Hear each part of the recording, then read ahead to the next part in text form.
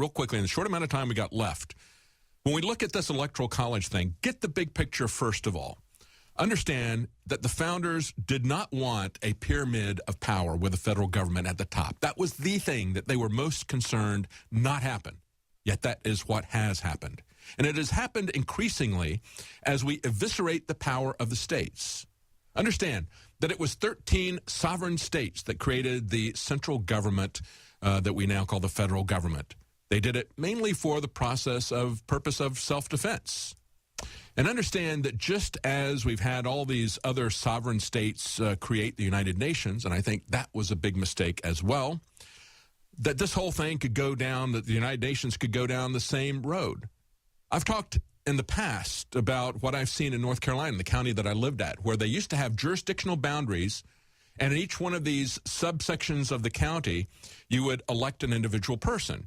And so these areas, even the ones that didn't have a massive concentration of population, would still have a say in their government. And what the liberals did is they moved in from a university town in one corner of that county. They first changed the law to make all the electors in the county at large. Then they dominated everything. Think in the other direction. What if we were to have the United Nations, instead of each country having one vote, which is essentially what the Electoral College was set up to be, if instead of having each country have one vote, let's say that we did it as a direct democracy. China and India would run everything. Now, would you trust China to accurately report their vote totals if it was simply a pure population instance? Do you support them to run honest elections? No.